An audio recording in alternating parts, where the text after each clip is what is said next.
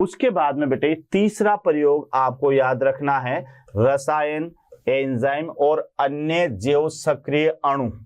अन्य जैव सक्रिय अणु, तो बेटे याद रखना कि यहां पर भी आपको देखना है कि रसायन और एंजाइम और अन्य जैव सक्रिय अणु को बनाने के लिए भी किसका योगदान रहेगा यहाँ पर, यानी सूक्ष्म जीवों का योगदान रहेगा। तो यहाँ आप देख लें बेटे कि हम यहाँ पर पढ़ रहे हैं यानी औद्योगिक उत्पादों में सूक्ष्म जीव। तो बेटे तीन तरह से ये औद्योगिक उत्पादों में काम आएंगे।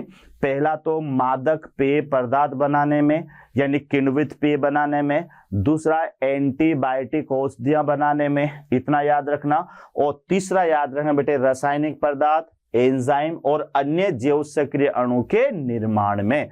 तो पहले तो लिख के आपको ये याद करना है कि औद्योगिक उत्पादों में बेटे सूक्ष्म जीवों का प्रयोग कहां कहां पर हुआ। तो तीन तरह से सूक्ष्म जीवों का प्रयोग हुआ, एक तो मादक पेय बनाने में, है ना, दूसरा एंटीबायोटिक्स बनाने में, और तीसरा बेटे रसायन, एंजाइम और सक्रिय जैव अणु बनाने में भी किसका प्रयोग होगा बेटे, सूक्ष्म जीवों का प्रयोग होगा। तो आइए देखते हैं किस तरह से सूक्ष्म जीवों को बनाएंगे। तो बेटे यहां पर देखो रसायन, रसायन जैसे कार्बनिक अम्ल है, एल्कोहल है, एंजाइम आदि के व्यावसायिक तथा औद्योगिक उत्पादन में सूक्ष्म जीवों का बड़े पैमाने पर उपयोग किया जाता है। तो बेटे ये यहाँ पर ये पहला पॉइंट आपको याद रखना है कि बेटे यहाँ औद्योगिक स्तर पर एक तो व्यावसायिक यानी व्यापार करने के लिए औद्योगिक उत्पाद में सूक्ष्म जीवों का बड़ा पैमाने पर उपयोग होता है। अब क्या क्या बनाने में, जैसे कार्बनिक अम्ल बेटे नाम सुना होगा कार्बनिक अम्लों का, सिट्रिक एसिड है ना, मैलिक एसिड है, ऑक्जेलिक एसिड है, ब्यूटायरिक एसिड है, एसिटिक एसिड है। सिरका में क्या मिलता है आपको, एसिटिक एसिड मिलता है बेटे। तो कई प्रकार के कार्बनिक अम्लों के निर्माण में इसका यूज लिया जाएगा, जैसे एसिटोबैक्टर एसिटाई, तो बेटे ये एसिटिक एसिड बनाने में है। ब्यूटायरिक एसिड बनाने में भी इसका जो है ब्यूटायरिकम एक बैक्टीरिया उसका यूज लिया जाएगा। तो यहाँ पर बेटे व्यापारिक स्तर पर और औद्योगिक स्तर पर विभिन्न प्रकार के कार्बनिक अम्ल बनाने में, एल्कोहल बनाने में, एंजाइम बनाने में, इन सब के अंदर बेटे सूक्ष्म जीवों का बड़े पैमाने पर उपयोग किया जाता है। तो ये भी याद रखना कि हमें औद्योगिक स्तर पर, हमें व्यावसायिक स्तर पर अगर बेटे विभिन्न प्रकार के कार्बनिक यौगिक बनाने हैं, विभिन्न प्रकार के एंजाइम बनाने हैं, एल्कोहल बनाना है, तो बेटे वहां पर सूक्ष्म जीवों का प्रयोग किया जाता है। तो ऐसा नहीं है कि सूक्ष्म जीव केवल मादक पेय पदार्थ बनाने में या घरेलू उत्पाद में किए जाते हैं। एंजाइमों के संश्लेषण और विभिन्न प्रकार के जो कार्बनिक अम्ल होते हैं, मैंने क्या क्या कहा बेटे, सिट्रिक एसिड बताएंगे भी अपन, ब्यूटायरिक एसिड है, एसिटिक एसिड है, ऑक्जेलिक एसिड है, इन सब के निर्माण में सूक्ष्म जीवों का प्रयोग किया जाता है। सेकंड पॉइंट आप देखिएगा बेटे कि अम्लीय उत्पाद, ये भी बहुत इंपॉर्टेंट है, ये इंपॉर्टेंट है बेटे, याद रखना, क्वेश्चन आएगा यहां से कि अम्लीय उत्पाद, जैसे एक तो सिट्रिक अम्ल, तो सिट्रिक अम्ल को बेटे किससे प्राप्त किया जाएगा, एस्परजिलस नाइजर से। उसके अलावा एसिटिक एसिड को एसिटोबैक्टर एसिटाई से। उसके अलावा बेटे ब्यूटायरिक अम्ल को क्लोस्ट्रीडियम ब्यूटायरिकम से, और लैक्टिक अम्ल को लैक्टोबैसिलस से प्राप्त किया जाता है। तो ये थोड़ा सा याद रखना है बेटे, यानी यहां मैं एक बार लिख देता हूं कि अगर हमें सिट्रिक एसिड बनाना है तो सिट्रिक एसिड आप किसे प्राप्त करेंगे, ये कवक है बेटे, एस्परजिलस नाइजर, एस्परजिलस नाइजर। उसके अलावा बेटे यहां पर अगर आपको एसिटिक एसिड बनाना है, एसिटिक एसिड, ये याद रखना, तो एसिटिक एसिड किससे मिलेगा, तो ये याद रखिएगा एसिटोबैक्टर एसिटाई से आपको ये मिलेगा। अगर आपको बेटे ब्यूटायरिक एसिड बनाना है, ब्यूटायरिक एसिड, तो ब्यूटायरिक एसिड आपको रिसीव होगा क्लोस्ट्रीडियम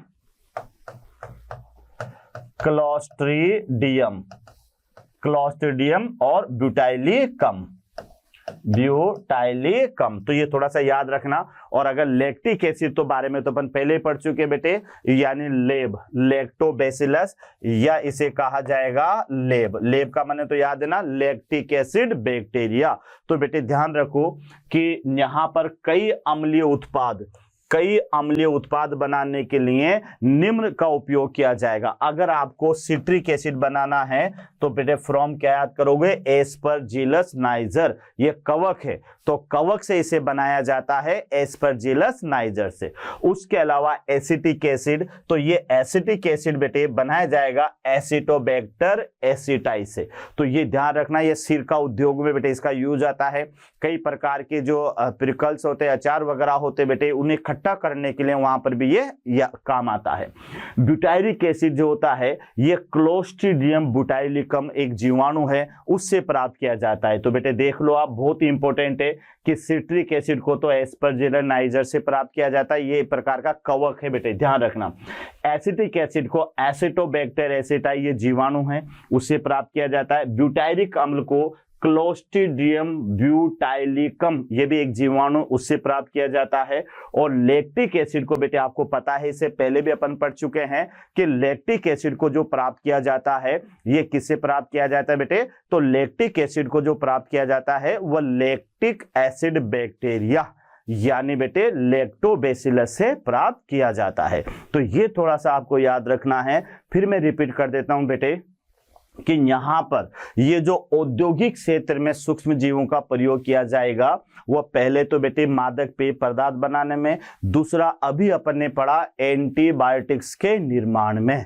तो कई प्रकार की जो जैव प्रतिजैविक औषधियां होती है उसके निर्माण में भी सूक्ष्म जीवों का प्रयोग किया जाता है। उसके बाद में आप देखो बेटे कि यही जो सूक्ष्म जीव होते हैं इनका प्रयोग कई प्रकार के रसायन जैसे कार्बनिक है, एल्कोहल है, एंजाइम्स है आदि के निर्माण में भी सूक्ष्म जीवों का उपयोग किया जाता है। यहां बेटे मैंने इंपॉर्टेंट क्यों लगाया कि यहां आप देख सकते हैं कि कई प्रकार के ऐसे अम्लीय पदार्थ या ऐसे अम्लीय उत्पाद जिसे ऑर्गेनिक एसिड भी आप कहोगे वह बेटे निम्न सूक्ष्म जीवों से प्राप्त किए जाते हैं। तो क्या क्या याद करोगे, जैसे यहां पर मैंने आपको पहला एसिड है सिट्रिक एसिड, सीधा याद करना बेटे सिट्रिक एसिड। तो सिट्रिक एसिड जो है वह बेटे एस्परजिलस नाइजर एक कवक है, ध्यान रखना एस्कोमाइसिटीज के अंदर, तो उससे बेटे इसको प्राप्त किया जाता है। दूसरा है एसिटिक एसिड, ये तो याद है ना एसिटिक एसिड, तो बेटे इसे प्राप्त किया जाता है एसिटोबैक्टर एसिटाई जीवाणु से प्राप्त किया जाता है। तो ये जो सिट्रिक एसिड है ये तो कवक से मिलने वाला ऑर्गेनिक एसिड है और बेटे बाकी सारे के सारे जो एसिड है ना ये जीवाणु से प्राप्त होने वाले हैं। तो यहां पर एसिटिक एसिड ये प्राप्त किया जाता है एसिटोबैक्टर एसिटाई से, इतना आपको याद रखना है। और दूसरा बेटे ब्यूटाइलिक एसिड जो है ये यहां पर मिलता है क्लोस्ट्रीडियम ब्यूटाइलिकम से। और बाद में ये जो लैक्टिक एसिड है ये आपको किससे मिलेगा बच्चों, तो ये आपको सीधा मिलेगा लैक्टोबैसिलस से या फिर जो है क्या कहते हैं लैक्टिक एसिड बैक्टीरिया से। तो ये आपको यहां पर याद रखना है। आगे आप देखिएगा बेटे कि एथेनॉल, तो एथेनॉल का भी तो बेटे पहले गन्ने का इसका फर्मेंटेशन करवाया जाता है तभी तो जाकर एथेनॉल बनता है, ऐसे नहीं बनता, ध्यान रखिएगा। तो यहां आप देखिएगा बेटे कि एथेनॉल को बड़े पैमाने पर उत्पादन के लिए वही ईस्ट का प्रयोग करेंगे जिसका नाम होगा सेकेरोमाइसिस सेरेविसेई। तो आप ये देखिएगा बेटे कि ये कहां कहां प्रयोग आए, यानी बहुत ही इंपॉर्टेंट है बेटे। ये ब्रेड बनाने में इसका यूज हुआ, उसके अलावा बेटे ये इडली डोसा बनाने में इसका यूज हुआ, उसके अलावा मादक पेय पदार्थ बनाने में इसका यूज हुआ। तो एल्कोहल जो होता है बेटे एथिल एल्कोहल, ये भी एक प्रकार की शराब है, तो इसको किण्वित करने के लिए यहां पर इसी ईस्ट का प्रयोग किया जाएगा जिसका नाम है सेकेरोमाइसिस सेरेविसाई। तो ये यहां पर आपको याद रखना है। फिर यहां दे रखा है बेटे एक एंजाइम है जिसका नाम है, देखो याद रखना बेटे एथेनॉल। तो एथेनॉल के निर्माण में किस सूक्ष्म जीवी का उपयोग किया जाएगा, सेकेरोमाइसिस। यानी बेटे एथेनॉल जो है, एथेनॉल यानी शराब जो है वह कई तरह से बनाई जाती है बेटे, गन्ने से भी बनाई जाती है, चावल से भी बनाई जाती है, गेहूं से भी बनाई जाती है। इनसे पहले माल्ट बनाया जाता है और फिर माल्ट के बाद में बेटे जो है क्या कहते हैं उसे एथेनॉल बनाया जाता है, किण्वन किया जाता है, उसका आसवन किया जाता है, बाद में शराब बनती है। तो बेटे उसको जो किण्वन करेंगे ना माल्ट को, वहां काम आएगा सेकेरोमाइसिस सेरेविसाई। तो ये ईस्ट याद रखना। तो एथेनॉल बनाने में इसका यूज हो गया। देखो पहले तो अपन ने किस में यूज लिया बेटे, कार्बनिक अम्लों के निर्माण में। तो कार्बनिक अम्लों के निर्माण में एक तो ईस्ट का उपयोग हुआ, उसके अलावा बेटे दूसरा जो है जीवाणु का उपयोग होगा, जिसमें क्लोस्ट्रीडियम जो है जीवाणु भी था, ब्यूटाइलिकम था, है ना, एसिटोबैक्टर एसिटाई भी था, और लैक्टिक एसिड बैक्टीरिया भी था। दूसरा यूज बेटे एथेनॉल के लिए याद कर लेना। तो एथेनॉल बनाने में किस सूक्ष्म जीवी का प्रयोग किया जाएगा, तो एथेनॉल बनाने के लिए बेटे वही ईस्ट का प्रयोग किया जाएगा, जिसका नाम क्या होगा, सेकेरोमाइसिस सेर्विसाई। याद रखना बेटे, क्या नाम होगा उसका, सेकेरोमाइसिस सेर्विसाई, इतना याद करना है। उसके बाद में आप देखो बेटे, अगर लाइपेज बनाना है, ये एंजाइम है बेटे, लाइपेज एंजाइम, ये याद रखना, लाइपेज एंजाइम। वैसे तो ये लिपिड से रिलेटेड होता है बेटे, कभी नाम सुनाओ लाइपेज का, तो ये लिपिड को फैटी एसिड और ग्लिसरॉल में तोड़ने वाला होता है। तो यहां आप देखिएगा कि लाइपेज एक अपमार्जक यानी डिटर्जेंट बोलते हैं बेटे इसको, सर्वप्रथम धुलाई में, कपड़ों में तेल दबो के हटाने में किया जाता है। तो ये लाइपेज का जो निर्माण है ये भी सूक्ष्म जीवों से किया जाता है। उसके अलावा आप देखो बेटे, अगला एंजाइम है पेक्टिनेज और एक प्रोटेजेस का प्रयोग बोतल वाले रस को अधिक स्वच्छ और साफ बनाने में किया जाता है। यानी बेटे ये जो पेक्टिनेज है, और देखो हम घरों के अंदर जो जूस बनाते हैं, यहाँ अंतर समझना बेटे, घरों के अंदर जो जूस बनाते हैं वो इतना साफ सुथरा नहीं बनता है बेटे, वो गाढ़ा गाढ़ा सा हमें नजर आता है, लेकिन वही जूस अपन डिब्बा पैक लाते हैं मार्केट से। तो बेटे मार्केट से जो डिब्बा पैक जूस होता है बेटे, वो जूस हमें कितना साफ सुथरा नजर आता है, बिल्कुल क्लीन नजर आता है। तो वह जूस बेटे ये एंजाइमों से उपचारित होता है, जिसका नाम है पेक्टिनेज और एक प्रोटीएज एंजाइम। तो ये एंजाइम उस जूस को जो है स्वच्छ और साफ सुथरा बनाने में काम आते हैं। उसके बाद में देखो बेटे, यहाँ है एक तो स्ट्रेप्टोकाइनेज और स्ट्रेप्टोकोकस जीवाणु द्वारा उत्पन्न होता है, जो आनुवांशिक इंजन द्वारा रूपांतरित किया जाता है। यानी बेटे ये जो एंजाइम यहाँ पर हमें मिलते हैं वह स्ट्रेप्टोकाइनेज और स्ट्रेप्टोकोकस जीवाणु द्वारा उत्पन्न होता है, जो आनुवांशिक इंजीनियरिंग द्वारा ये रूपांतरित किया जाता है। इसका उपयोग रोगियों में रक्त वाहिनी के थक्का जमाने में भी किया जाता है, जिसे अपन थक्का स्फोटन कहते हैं। तो यहां आप ध्यान से देख लें, यहां आप ध्यान से देख लें बच्चों कि यहां पर आपको ये याद रखना है कि देखिएगा कि ये जो पेक्टिनेज है और प्रोटीन, ये क्वेश्चन आ सकता है कि डिब्बा बंद जो जूस होता है ना बच्चों, डिब्बा बंद जो जूस होता है, रस होता है, वो इतना साफ क्लीन क्यों होता है? तो जवाब दे देना कि वहां पर एक एंजाइम होता है पेक्टिनेज और दूसरा एंजाइम है प्रोटीजेज। ये दो एंजाइम जो है ये डिब्बा बंद जूस को साफ और सुथरा बनाने के काम आते हैं। उसके अलावा रुधिर में थक्के को रोकने वाला या क्लोट को हटाने वाला, तो ये बेटे स्ट्रेप्टोकाइनेज और स्ट्रेप्टोकोकस जीवाणु जो होता है बेटे, है ना, ये एक आनुवांशिक इंजीनियरिंग द्वारा उत्पन्न किया जाता है। इसका जो प्रयोग होता है ये रक्त वाहिनियों में रक्त का थक्का हटाने में, यानी थक्का स्फोटन के रूप में प्रयोग किया जाता है। थक्का स्फोटन का माने ये होगा थक्के को बेटे तोड़ने वाला, है ना, थक्के को, जहां मान लो वाहिनी के अंदर ब्लड क्लोट हो गया, तो उस ब्लड जो क्लोट हुआ है ना, उस क्लोट को हटाने वाला जो बैक्टीरिया होगा या होगा उसका नाम होगा यहां पर स्ट्रेप्टोकाइनेज और स्ट्रेप्टोकोकस जीव। यानी जो बेटे स्ट्रेप्टोकाइनेज जो एंजाइम है ना, ये स्ट्रेप्टोकोकस जीवाणु द्वारा उत्पन्न होता है, ये याद रखना। और इस स्ट्रेप्टोकाइनेज का जो यूज है वो यूज किसमें किया जाएगा? थक्का स्फोटन के रूप में इसका प्रयोग किया जाता है। तो अच्छी तरह से आप समझ ले बेटे कि स्ट्रेप्टोकाइनेज जो एंजाइम है ये स्ट्रेप्टोकोकस जीवाणु द्वारा उत्पन्न होता है। ये एक आनुवांशिक इंजीनियरिंग के द्वारा रूपांतरित किया गया है। और इसका जो प्रयोग है स्ट्रेप्टोकाइनेज का प्रयोग, ये बेटे रुधिर वाहिनियों में थक्का या क्लोट को हटाने में किया जाता है, जिसे आप कह सकते हो यानी थक्का स्फोटन के रूप में इसका प्रयोग किया जाता है। तो इतना आपको यहां पर याद रखना है। अब यहां आप देखिएगा बेटे अन्य जैव सक्रिय अणु, ये भी थोड़ा सा याद रखना है। अन्य जैव सक्रिय अणु जिसका नाम है यानी साइक्लोस्पोरीन ए, ये वर्ड थोड़े से याद करना बेटे, लिख लिख के याद करोगे तो याद होगा आपको। तो यहां पर दे रखा है कि अन्य सक्रिय जैव अणु जो है वह है साइक्लोस्पोरीन ए, जिसका प्रयोग अंग प्रत्यारोपण में, अंग प्रत्यारोपण यानी इसे आप कह सकते हो बेटे ऑर्गन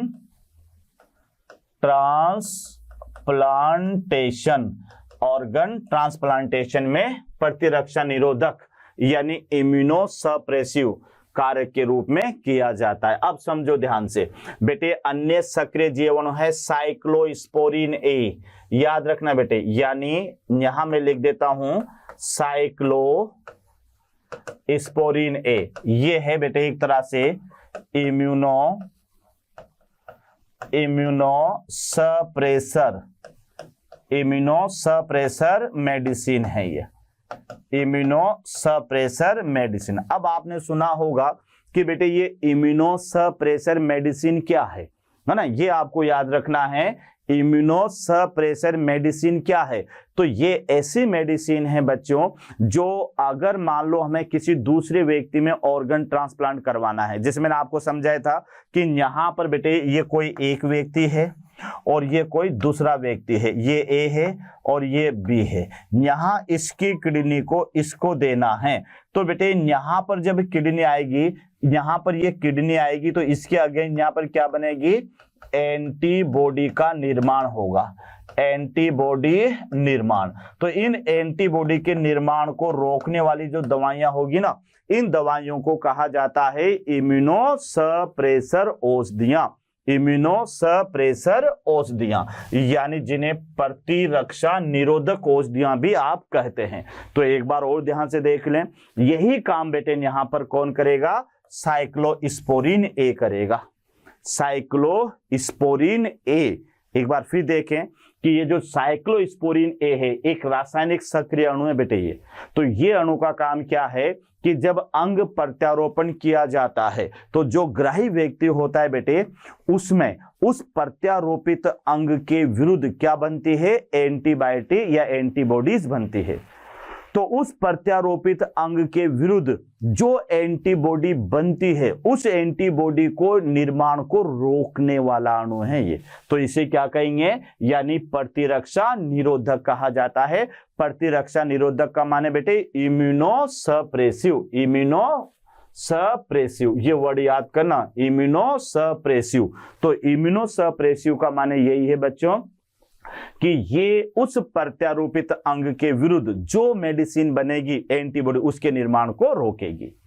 इसका उत्पादन किससे? अब ये देखो बेटे, तो इसका उत्पादन किससे किया जाएगा? ट्राइकोडर्मा पॉलीस्पोरम नामक कवक से होता है। तो ये भी याद रखना, इसका जो निर्माण होगा बेटे ये होगा ट्राइकोडर्मा पॉलीस्पोरम, पॉलीस्पोरम। तो ये थोड़ा सा आपको याद रखना है, ये ट्राइकोडर्मा बेटे वही कवक है जो फंगल इन्फेक्शन भी डेवलप करती है, ट्राइकोडर्मा। तो याद रखना बेटे कि यहां पर एक सक्रिय जीवाणु है जिसका क्या नाम है? साइक्लोस्पोरिन ए। और ये जो साइक्लोस्पोरिन ए है इसका निर्माण किससे होता है? तो फंजाई से होता है, कवक से होता है, और उस कवक का नाम है ट्राइकोडर्मा पॉलीस्पोरम। अब बेटे इसका मैं फिर आपको रिपीट कर रहा हूं बेटे, इसका काम यह है कि प्रत्यारोपित अंग के विरुद्ध जो एंटीबॉडी बनती है, प्रत्यारोपित अंग के विरुद्ध जो एंटीबॉडी बनती है उसके निर्माण को रोकता है। तो ऐसी औषधियां जो प्रत्यारोपित अंग के विरुद्ध बनने वाली एंटीबॉडी के निर्माण को रोके, तो ऐसी औषधियां इम्यूनोसप्रेसिव ड्रग्स कहलाती है। तो सीधा क्वेश्चन आएगा बेटे कि साइक्लोपोरिन ए क्या है? इम्यूनोसप्रेसिव मेडिसिन है, यानी प्रत्यारोपित अंग के विरुद्ध जो एंटीबॉडी बनती है उसके निर्माण को रोकती है। तो ये सक्रिय जीवाणु है। तो बेटे क्या क्या बना? लाइपेज के रूप में एंजाइम का यहाँ पर निर्माण हुआ, प्रोटीज पेक्टिनेज के रूप में एंजाइम बना, है ना, स्ट्रेप्टोकाइनेज के रूप में एंजाइम बना। उसके बाद में बेटे एल्कोहल के रूप में यहाँ पर ये यूज आया, सैक्रोमाइसिस। उसके अलावा बेटे ये सक्रिय जीवाणु है, कौन सा? स्ट्रेप्टोमाइसिन। तो ये भी यहाँ पर यूज आया। आगे देखिएगा बेटे कि एक मोनोस्कस परफ्यूरस ईस्ट, ये भी याद रखना, मोनोस्कस परप्यूर ईस्ट से उत्पन्न होता है, ये ध्यान रखना, मोनोस्कस परप्यूरियस, ये ईस्ट से उत्पन्न स्टेटिन का व्यापार। बेटे ये कवक का नाम है, मोनोस्कस परप्यूरियस ईस्ट से उत्पन्न स्टेटिन, ये दवाई का नाम है, का व्यापारिक स्तर पर प्रयोग रक्त में कोलेस्ट्रॉल को घटाने के काम में लिया जाता है। तो ये भी बहुत इंपॉर्टेंट है बेटे। यानी स्टेटिन, ये स्टेटिन एक प्रकार का सक्रिय जीवाणु है जो रक्त में कोलेस्ट्रॉल को क्या करता है, घटाता है या कम करता है। और इस कोलेस्ट्रॉल को कम करने वाला जो स्टेटिन है ना बेटे, ये किससे प्राप्त किया जाता है, तो ये मोनास्कस परप्यूरियस ईस्ट से प्राप्त किया जाता है। अब बेटे ये लिख लिख के तुम याद करोगे तब जाके ये याद होंगे। तो एक बार मुझे रिपीट करवा दीजिएगा बच्चों कि यहां अपन पढ़ रहे हैं औद्योगिक उत्पादों में सूक्ष्म जीव। तो औद्योगिक उत्पादों में जो सूक्ष्म जीव हैं उनको 3 रूपों में बेटे अपन ने पढ़ा। तो पहला रूप तो था मादक पेय पदार्थों के निर्माण में, दूसरा रूप पढ़ा बेटे हमने एंटीबायोटिक औषधियों के निर्माण में, और तीसरा रूप अपन ने यहाँ पर पढ़ा कि एंजाइम, रासायनिक पदार्थ और एल्कोहल के निर्माण में। तो इस तरह से बेटे आपको ये टॉपिक याद करना है कि किस तरह से औद्योगिक उत्पाद में, देखो बेटे हमने सबसे पहले तो घरेलू उत्पाद में सूक्ष्म जीवों का प्रयोग पढ़ा प्रीवियस लेक्चर में, और इस लेक्चर में बेटे अपन ने पढ़ा औद्योगिक उत्पादों के रूप में सूक्ष्म जीवी। तो बेटे ये आपको याद करना है, और याद करोगे बेटे तभी ये टॉपिक याद होगा, क्योंकि ये भी आपको पता है कोई इसमें लीवर की संरचना नहीं है, कोई हार्ट की संरचना नहीं जिसके डायग्राम को डिस्क्राइब करेंगे और अपन को एक एक चीज याद हो जाएगी। ये कुछ ऐसे टॉपिक होते बेटे, क्योंकि हर जगह गुलाब जामुन नहीं आते हैं, कभी कभी मूंगफली भी छील कर खानी पड़ती है। तो ये मूंगफली समझो आप इन टॉपिकों को, क्योंकि बेटे ये टॉपिक सीधे आपको याद करने ही पड़ेंगे। इसमें कोई ऐसी स्ट्रक्चर नहीं होती है जिसके बेस पर अपन इसको समझा सके। तो इनको तो बेटे लिख लिख के याद करना है ना, लिख लिख के याद करोगे, बार बार पढ़ोगे तो बेटे ये टॉपिक याद होगा। ओके बेटे, तो मोशन मंच की ओर से आपको एक बार फिर बहुत बहुत धन्यवाद। Thank you.